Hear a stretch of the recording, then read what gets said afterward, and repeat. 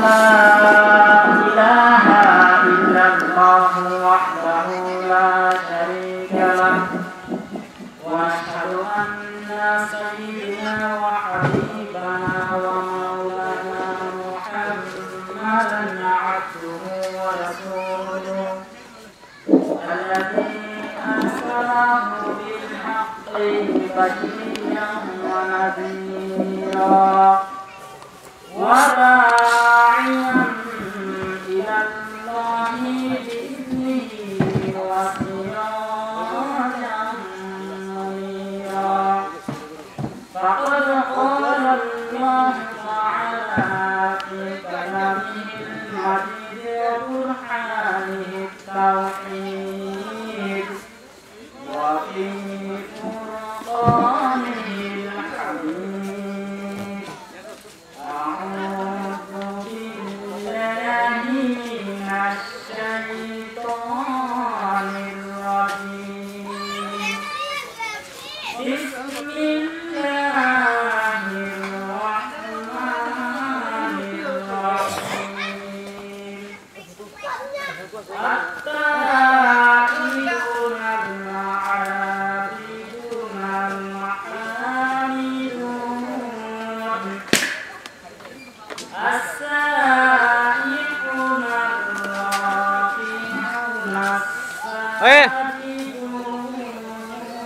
الساجدون صدقت يا ربنا إن الله وملائكته يصلون على النبي يا أيها الذين آمنوا صلوا عليه وسلموا تسليما اللهم صل على سيدنا مولانا محمد وعلى آل سيدنا مولانا محمد الحمد لله দাও খোদা দাও আমায় আবার উমর দারাজ দিল দাও খোদা দাও আমায় আবার উমর দারাজ দিল দাওয়ালির মতো বীর সেনানি দাওয়ালির মতো বীর সেনানি জাগাতে দেখি দাও খোদা দাও আমায় আবার তোমার হামজাকে দাও ঘরে ঘরে জীবন দিতে অকাতরে আবার কাবা বাংতে এলে আবার কাবা বাংতে এলে পাঠাওয়া বাবে দাও খোদা দাও আমায় আবার তোমার দারাজ দিন সাতটা ইমান দিয়ে পাঠাও শত সাহাবা তাদের দেখে বিশ্ব আবার গোলক মারহাবা আবার পাঠাও আবু বকর বেতনা ফাসাদ আশোক সমর অনুর অটল পাহাড় সম অনুর অটল পাহাড় সম দাও সে মনের মিল দাও খোদা দাও আমায় আবার তোমার দারাজ দিল আলহামদুলিল্লাহ আপনারা সবাই কেমন আছেন আলহামদুলিল্লাহ ভালো আজকে কক্সবাজার জেলার অন্তর্গত উখিয়া থানার জুম্মাপাড়া ইসলামী ইউনিটি সুজন সংঘ মাহফিল কমিটির উদ্যোগে পঞ্চমতম সিরাতুন নবী মাহফিল 7 ফেব্রুয়ারি 2019 সাল। উক্ত মাহফিলে সভাপতিত্ব পালন করবেন হযরত মাওলানা শাহাবুদ্দিন সাহেব। উক্ত মাহফিলে প্রধান বক্তা হিসেবে আমাদের মাঝে উপস্থিত হবেন আন্তর্জাতিক খ্যাতি সম্পন্ন মুফাসসিরে কুরআন হাফেজ মাওলানা ইসমাইল হোসেন হানাফি চট্টগ্রাম। তো আজকে এই ময়দানে এসে আমরা খুশি না বেজা? সবাই খুশি তো? ইনশাআল্লাহ ইনশাআল্লাহ। কোরআন থেকে কথা বলার জন্য দুটি কাজ আগে ঠিক করতে হবে। এক নাম্বার হচ্ছে চোখ থাকা লাগবে, এরপরে মনোযোগ দিতে হবে। কোরআন মাজিদে আল্লাহ পাক জানিয়েছেন, وَإِذَا قُرِئَ الْقُرْآنُ فَاسْتَمِعُوا لَهُ وَأَنصِتُوا لَعَلَّكُمْ تُرْحَمُونَ। সূরা আরাফ 9 নম্বর পারা 15 নম্বর পৃষ্ঠার 11 নম্বর লাইনে শেষ নম্বর রুকু 260 নম্বর আয়াতে আল্লাহ তাআলা বলেন, যারা তোমাদের সামনে কোরআনের আয়াত বর্ণনা করবে, 1 নাম্বার তোমরা চোখ রাখবে, 2 নাম্বার তোমরা মনোযোগ সহকারে কোরআনের কথা শুনবে, এরপর তোমাদেরকে রহম দেওয়া হবে। আল্লাহু আকবার। যে কোরআন থেকে কথা বলে সে সত্য কথা বলে, মান ক্বালা বিহি সাদাকা। যে কোরআন থেকে কথা বলে সে সব সময় সত্য কথা বলে। ওয়ামান আহসানু কাওলাম মিম্মান দাআ ইলাল্লাহ। সূরা হামিদ 24 নাম্বার পারা 19 নাম্বার পৃষ্ঠা 7 নাম্বার লাইনে 33 নাম্বার আয়াতে আল্লাহ পাক জানিয়েছেন যে যারা কোরআনের কথা বলে সেটাই সর্বোত্তম কাজ। তাহলে যারা ময়দানে এখন বক্তা হিসেবে আলোচনা করে কোরআনের দাওয়াত দেয় মানুষদেরকে, এটা আসলে সর্বোত্তম কাজ। তাহলে আজকে আমরা এখানে মাহফিলে আসছি, এখানে কোরআনের কথা যদি গোপন করে তাহলে আল্লাহ পাকের শত্রু হয়ে যাবে। আমাদের অবশ্যই দেখতে হবে যে কোরআনের কথা সবসময় ওপেনলি বলার জন্য কোরআন মাজিদে আল্লাহ পাক জানিয়েছেন যে ইন্নাল্লাযীনা ইয়াকতুমুনা মা আনজালাল্লাহু মিনাল কিতাবি ওয়া ইয়াশতারুনা বিহি সামানান কালীলা উলাইকা মা ইয়াকুলুনা ফি বুতুনিহিম ইল্লান নার ওয়া লা ইউকাল্লিমুহুমুল্লাহু ইয়াওমাল কিয়ামাতি ওয়া লা ইউযাক্কিহিম ওয়া লাহুম আযাবুন আলীম। সূরা বাকারার 2 নম্বর পারা 3 নম্বর পৃষ্ঠা 5 নম্বর লাইনের 174 নম্বর আয়াতে আল্লাহ তাআলা বলেন, যারা কোরআনের কথা আমি যা নাযিল করেছি তা যদি কেউ গোপন করে তবে সে যেন আগুন ভক্ষণ করে অল্প বিনিময়ের। এটা তাহলে আল্লাহ পাক কোরআন মাজিদে জানিয়েছেন যে যারা কোরআনের কথা গোপন করবে এবং কিছু বিনিময় গ্রহণ করবে, এই বিনিময়টা জাহান্নামের আগুন ভক্ষণ করার সমান। কিয়ামতের দিন আল্লাহ পাক তাদের দিকে ফিরেও তাকাবেন না, তাদেরকে পবিত্র করবেন না এবং তাদেরকে যন্ত্রণাদায়ক শাস্তি দেওয়া হবে। যেহেতু এটা সিরাতুন নবী মাহফিল, আমাদের প্রিয় নবী হযরত মুহাম্মদ সাল্লাল্লাহু আলাইহি ওয়াসাল্লামকে পাঠানোর মেইন উদ্দেশ্য হচ্ছে কোরআনের দাওয়াত দেওয়া, মানুষকে খারাপ অশ্লীল কাজ থেকে সুশীল কাজে অংশীদার করার জন্য, আল্লাহর ইবাদত করার জন্য। কোরআন মাজিদে আল্লাহ পাক জানিয়েছেন যে ইয়া আইয়ুহার রাসূলু বাল্লিগ মা উনজিলা ইলাইকা মির রাব্বিক ওয়া ইল্লাম তাফআল ফামা বাল্লাগতা রিসালাতা ওয়াল্লাহু ইয়াসিমুকা মিনান নাস ইন্নাল্লাহা লা ইয়াহদিল কওমাল কাফিরিন। সূরা মাইদা 6 নম্বর পারা 18 নম্বর পৃষ্ঠা 10 নম্বর লাইনে 67 নম্বর আয়াতে আল্লাহ তাআলা বলেন, হে নবী, আমার পক্ষ থেকে যা নাযিল করেছি তা আপনি তাবলীগ করুন, প্রচার করুন। যারা বিধর্মী আছে, যারা ইসলামের বিরুদ্ধে আছে, তারা আপনাকে চাইবে বিপদে ফেলার জন্য আপনার ষড়যন্ত্র করবে। এই বিপদ, এই ষড়যন্ত্র থেকে আমি আল্লাহ পাক আপনাকে নিজের হাত দিয়ে আপনাকে বাঁচাবো। সবাই বলেন আলহামদুলিল্লাহ। তাহলে রাসূলের এই টার্গেট নিয়ে হাদিস আছে বাল্লিগু আন্নি ওয়ালাউ আয়া, তোমরা যদিও একটি আয়াত হোক প্রচার করা লাগবে মানুষের কাছে। তাহলে এই একটা আয়াত প্রচার করার জন্য যদি কোনো বাধা আসে, মামলাতে তো হয়, থানায় যাওয়ার জন্য আশঙ্কা হলে তারপর আমরা ভয় করবো না, অবশ্যই এই ময়দানে কোরআনের হক কথা বলে দিতে হবে।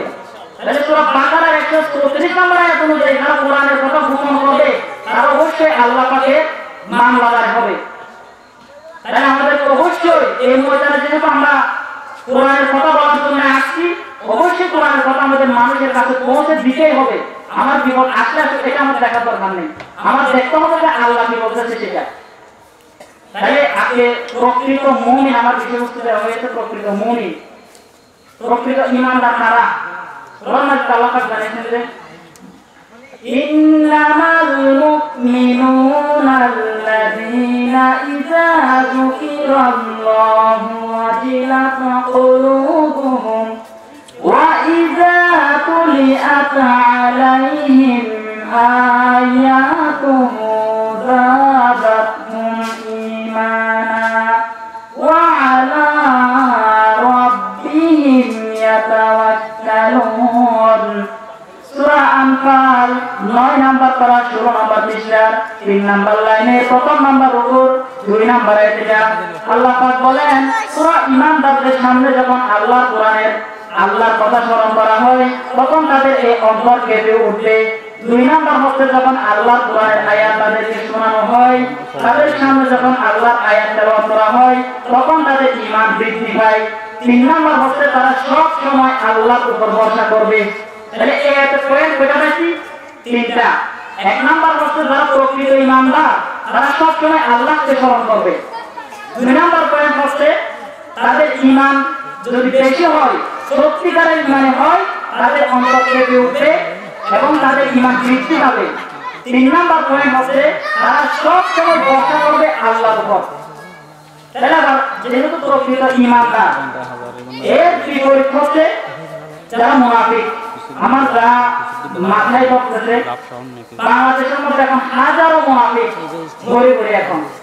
কোরআন আল্লাহ পাক জানিয়েছেন যে وَإِذَا قِيلَ لَهُمْ تَعَالَوْا إِلَى مَا أَنزَلَ اللَّهُ وَإِلَى الرَّسُولِ رَأَيْتَ الْمُنَافِقِينَ يَصُدُّونَ عَنكَ صُدُودًا।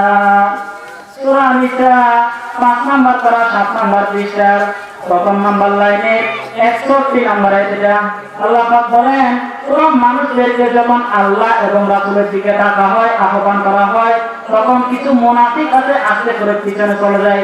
অর্থাৎ যে কোরআনের কথা বলে ওই আয়াতগুলো যদি, ওই কথাগুলো যদি তার জীবনের সাথে না মিলবে তখন তারা আস্তে করে পিছনে চলে যায়। ওরা বলে যে এটা আমাদের দিনের কথা না, এটা আমাদের বিপরীতের কথা, সুতরাং আমরা চলে যাই। এরপরে সূরা মায়েদার 104 নম্বর আয়াতে জানিয়েছেন যে ক্বালু হাসবুনা মা ওয়াজাদনা আলাইহি আবাআনা। আল্লাহ পাক বলেন, এই মুনাফিক যারা আছে তারা সবসময় দোহা দিবে যে আমার বাপে এরকম করছে, আমার দাদা এরকম করছে, সুতরাং নতুন ইসলাম নেওয়ার আমার দরকার নেই। এরকম মুনাফিক বাংলাদেশে আছে নাকি না বলেন তো? আছে। এরকম রাসূলের জামানায় মুনাফিক ছিলেন আব্দুল্লাহ ইবনে উবাই ইবনে সালুল, তার নাম আব্দুল্লাহ ইবনে উবাই। তার সম্পর্কে কোরআন মাজিদে আয়াতে নাযিল করেছেন সে মুনাফিক। তিনি যখন ইন্তেকাল করেন, আব্দুল্লাহ ইবনে যখন মারা যায় তখন তার একটা পুত্র ছিল যে আব্দুল্লাহ। রাসূলের দরবারে আব্দুল্লাহ এসে বলতেছেন যে হে নবী, আমার পিতা ইন্তেকাল করেছেন। রাসূল বলতেছেন যে তোমার পিতাকে? বললেন যে আমার পিতা আব্দুল্লাহ ইবনে উবাই ইবনে সালুল, তো আমি কি করবো? আব্দুল্লাহ তার বলতেছে যে হে আল্লাহর রাসূল, আমার আব্বা মারা যাওয়ার সময় আমাকে 2টা ওসিয়ত করছে। 1 নম্বর ওসিয়ত করছে আমার জানাজার নামাজ আপনি পড়বেন এবং তার দাফন কাফনের কাপড় আপনার পাঞ্জাবি বা জুব্বা দিয়ে কাফনের ব্যবস্থা করতে হবে। পাশে ছিলেন উমর, খলিফা উমর। উমর বললেন হে আল্লাহর রাসূল, উনি তো নাক্কা মুনাফিক ছিলেন, মুনাফিকের সর্দার ছিলেন, আপনি কি ওনার কাফনের জন্য আপনার জুব্বা দিলেন এবং আপনার কি জানাজার নামাজ পড়বেন ওনার জন্য? তো রাসূল বলতেছেন যে দেখো উমর, আমাকে তো আল্লাহ এখনো নিষেধ করেন নাই। আল্লাহ পাক একটা আয়াত নাযিল করছেন, ইস্তাগফির লাহুম আও লা তাস্তাগফির লাহুম ইন তাস্তাগফির লাহুম 70 মাররাতান ফালাই ইয়াগফিরাল্লাহু লাহুম।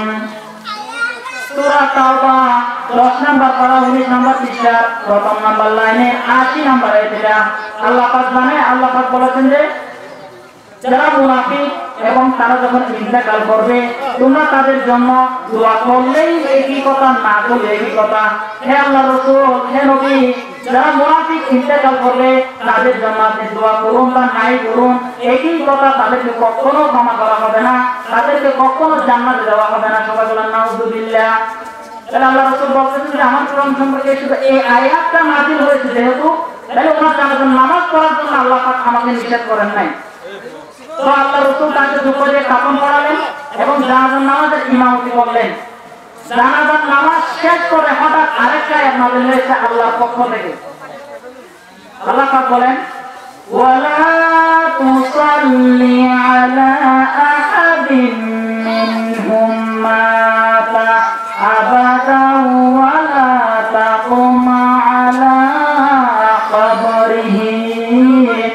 সূরা তাওবা 10 নম্বর পারা 19 নম্বর পৃষ্ঠা 10 নম্বর লাইনের 84 নম্বর আয়াতে আল্লাহ পাক বলেন, হে নবী, যখন মুনাফিক ইন্তেকাল করবে আপনি তাদের জন্য জানাজার নামাজ আদায় করবেন না এবং তাদের কবরের পাশে আপনি দাঁড়াবেন না।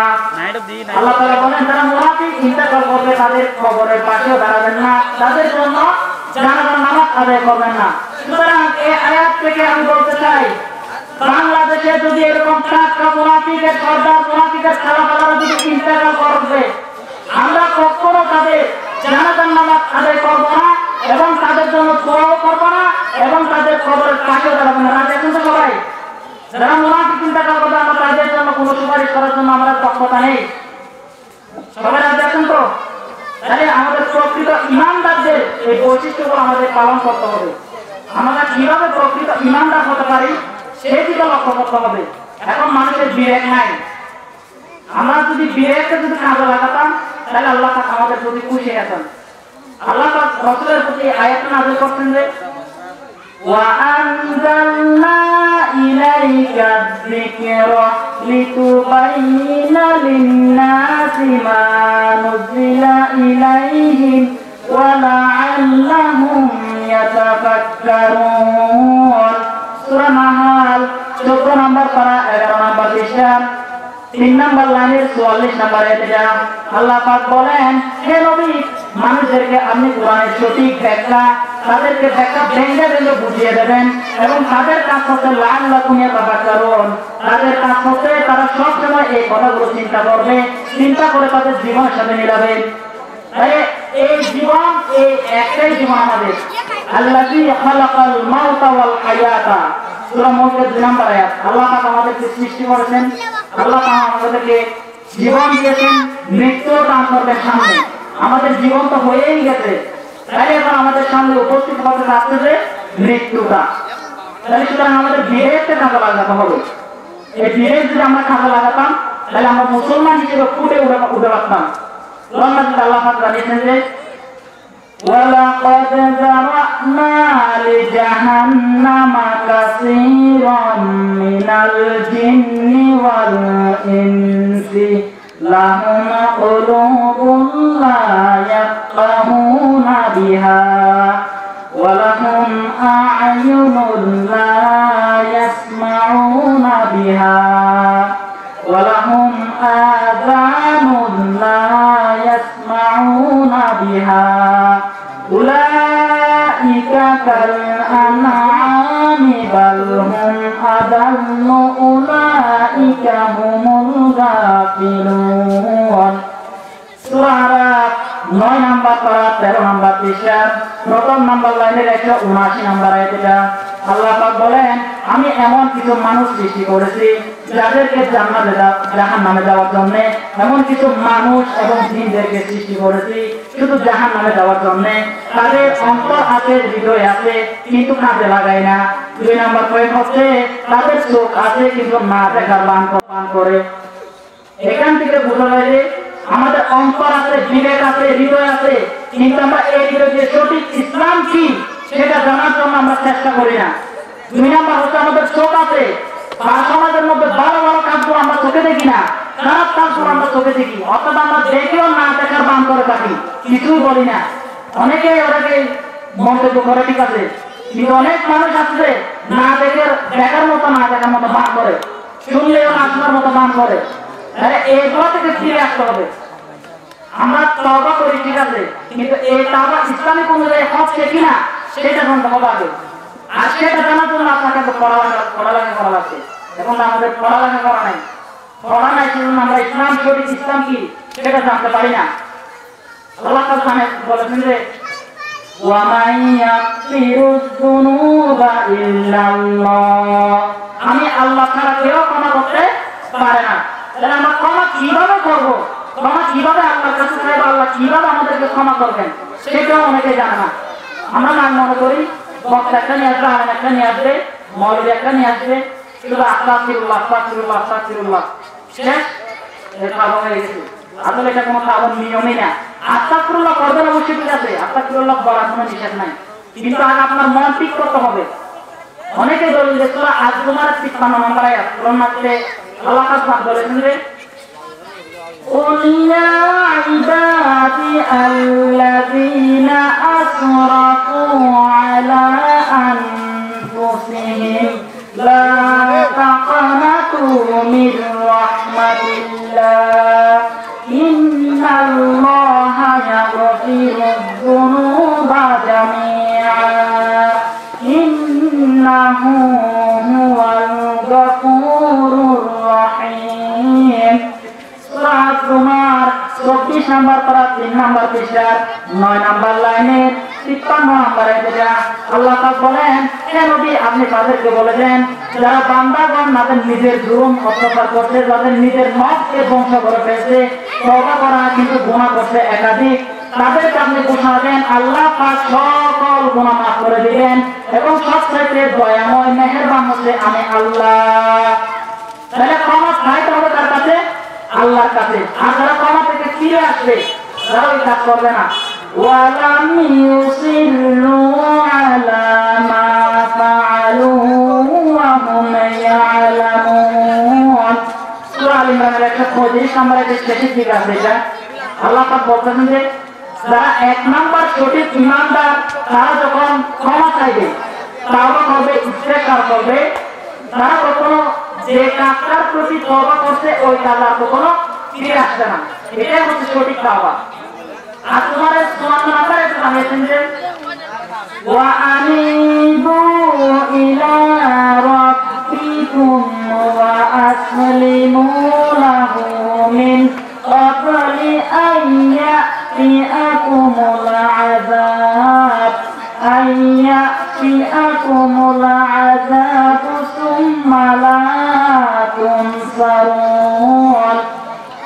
সূরা জুমার 24 নম্বর পারা 3 নম্বর পৃষ্ঠার 11 নম্বর লাইনের 54 নম্বর আয়াতে আল্লাহ পাক বলেন ওয়া আনিবু, তোমরা আল্লাহর দিকে অভিমুখী হও এবং তোমাদের প্রতি আযাব আসার আগে তোমরা আল্লাহর প্রতি আত্মসমর্পণ করো। আল্লাহর বিধান যেখানেই পাবেন সেখানেই তোমাকে আত্মসমর্পণ করা লাগবে। আর ওই আযাব আসার আগে আমরা আযাব বলতে কি মৃত্যু, এর আযাব বলতে কি মৃত্যু। তাহলে আমরা মুসলমান, আমরা কেউ কি জ্ঞান দিতে পারবো আমি তো এখানে বসছি এখান থেকে উঠতে পারবো, সেটা কি সন্দেহ আছে? এটা কি সন্দেহ আছে? আমরা তো এখন বসছি এখান থেকে উঠতে পারবো, এটা আমাদের কোনো গ্যারান্টি নাই। সুতরাং তওবা করতে হবে এই মুহূর্তে, এই মুহূর্তে আপনাদের ফিরে আসতে হবে। কারণ আল্লাহ পাক তওবা করার জন্য শুধু দিয়েছেন যে শুধু বারবার তওবা করার জন্য না। একবার গুনাহ করছেন, একবার খারাপ কাজ করছেন, এই কাজ থেকে একেবারেই ফিরে আসা লাগবে। আপনি একবার ক্ষমা চাইছেন, 2-3 বার আবার একই কাজ, আবার ক্ষমা চাইছেন, আবার একই কাজ, তাহলে এটা তো সঠিক তওবা আপনার হলো না। এই তওবা আমাদের সঠিকভাবে করতে হবে মরণ আসার আগে, মৃত্যু থেকে মৃত্যু আসার আগে। তাহলে সবগুলা জীবন, আমাদের জীবন একটাই, যেহেতু আমাদের জীবনের মূল গ্যারান্টি হচ্ছে আল কোরআন। এই কোরআনের পাশে যদি আমরা থাকি, এই কোরআন আমাদেরকে কিয়ামতে সুপারিশ করবে। হাদিস শরীফে আছে ওয়াল কোরআন হুজ্জাতুল লাকা আও আলাইকা। আল্লাহ এই হাদিসে রাসূলুল্লাহ সাল্লাল্লাহু আলাইহি ওয়াসাল্লাম বলেছেন, এই কোরআন আপনার জন্য সার্টিফিকেট হবে জান্নাতে যাওয়ার জন্য, এই কোরআন আপনার জন্য সার্টিফিকেট হবে জাহান্নামে যাওয়ার জন্য। সুতরাং তোমরা সব সময় কোরআনকে আঁকড়ে ধরবা, কোরআনের পাশে থাকবা, কোরআন পড়বা, কোরআনের বিধান আপনাদের জীবনে পরিস্থিতিতে জীবনের সাথে মিলান লাগবে। এরপর তোমরাই সঠিক ঈমানদার হতে পারবে আল্লাহর দরবারে। সুতরাং আমাদের সমাজে এখন অন্যায় আছে নাকি নাই? আমাদের সমাজে এখন অন্যায় আছে নাকি নাই? কোরআন মাঝে আল্লাহ পাক জানিয়েছেন যে ইন্নামাস সাবিলু আলাল্লাযিনা ইয়াজলিমুনা আন-নাস ওয়া ইয়াবগুনা ফিল আরদি। আল্লাহ পাক বলেন সূরা আশ-শুরা 25 নম্বর পারা 6 নম্বর পৃষ্ঠা 13 নম্বর লাইনে 42 নম্বর আয়াতে আল্লাহ পাক বলেন, আমি কিয়ামতের দিন তাদেরকে মামলা করব যারা পৃথিবীর মধ্যে, দুনিয়ার মধ্যে যারা মানুষকে অত্যাচার করে, মানুষকে জুলুম নির্যাতন করে এবং দুনিয়ার মধ্যে অশান্তি সৃষ্টি বিরাজমান করে, তাদের বিরুদ্ধে মামলা কার? আল্লাহ। তাহলে আল্লাহর মামলা ওভারটেক করে জান্নাতে যাওয়ার জন্য কারো কি এরকম সুযোগ আছে? তাহলে সুতরাং আমার সঙ্গে যেহেতু শেষ পর্যায়ে, তাহলে আমাদের এই তওবা বলছিলাম যে সূরা আজ-জুমার 24 নম্বর 53 এবং 54 নম্বর আয়াত, এই দুটার সঠিক তওবা যদি আমরা সঠিকভাবে যদি পালন করতে পারি তাহলে আল্লাহ আমাদেরকে মাফ করবেন। মনে তো এমনি তওবা পুরো না হবে না, আপনার মনকে স্থির করা লাগবে। সুতরাং আল্লাহর মামলা যেহেতু আমরা না খাই সে ব্যবস্থা করতে হবে। দুনিয়ার মধ্যে মানুষকে কষ্ট দিব না, মানুষকে জুলুম করবো না, নির্যাতন করবো না। আর এই নির্যাতন বেশি করে নেতা, মেম্বার, চেয়ারম্যান, এই নেতাদেরকে কি করা লাগবে, এই নেতাদের কিভাবে সাপোর্ট করবো কোরআন লাগবে সব জানিয়েছেন। লূত আলাইহিস সালামের স্ত্রী শুধু জাহান্নামে যাবে একমাত্র কারণ তিনি শুধু অত্যাচারীদেরকে, খারাপদেরকে সাপোর্ট করার কারণে। কোরআন মাঝে আল্লাহ পাক বলেছেন যে فأنجيناه وأهله إلا امرأته كانت من الغابرين।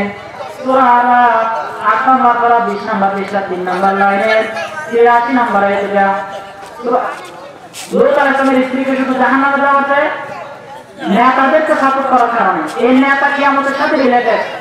ইয়াউমা নাদউ কুল্লা উনাসিন বিইমানিহিম। সূরা বানী ইসরাঈল 15 নম্বর পারা 8 নম্বর পৃষ্ঠা 2 নম্বর লাইনে 71 নম্বর আয়াতে জানিয়েছেন যে আল্লাহ পাক বলেন, তোমরা স্মরণ করো ওই দিনের কথা যেদিন তোমাদেরকে নেতা সহকারে ডাকা হবে। সুতরাং এই নেতা আমরা সাপোর্ট করবো দেখে শুনে। সেই নেতা ইসলামিক মাইন্ডের আছে কিনা, কোরআনের বিরুদ্ধে নাকি কোরআনের মধ্যে আছে, সেটা আমাদের চেক করতে হবে। তাহলে কথা বোঝা গেছে তো? 1 নম্বর পয়েন্ট হচ্ছে মুমিন কিভাবে হওয়া যায় সেটার প্রতি লক্ষ্য রাখতে হবে। 2 নম্বর পয়েন্ট হচ্ছে মুনাফিক, এই মুনাফিকদের জানাজা, মুনাফিকদের জন্য দোয়া, তাদের কবরের পাশেও আমরা যাব না এবং তাদের প্রতি আমরা শ্রদ্ধাভাজন, তাদেরকে আমরা সম্মান করার কোনো দরকার নেই। তাহলে এই মুনাফিক যাতে আবার আমাদের চরিত্রে না আসে সেই ব্যবস্থা করা লাগবে এবং নেতা ঠিক করতে হবে সঠিক ইসলাম অনুযায়ী। সুতরাং আজকে আমার বক্তব্য আলোচনায় এগুলো শেষ করলাম। আসসালামু আলাইকুম ওয়া রাহমাতুল্লাহি ওয়া বারাকাতুহু।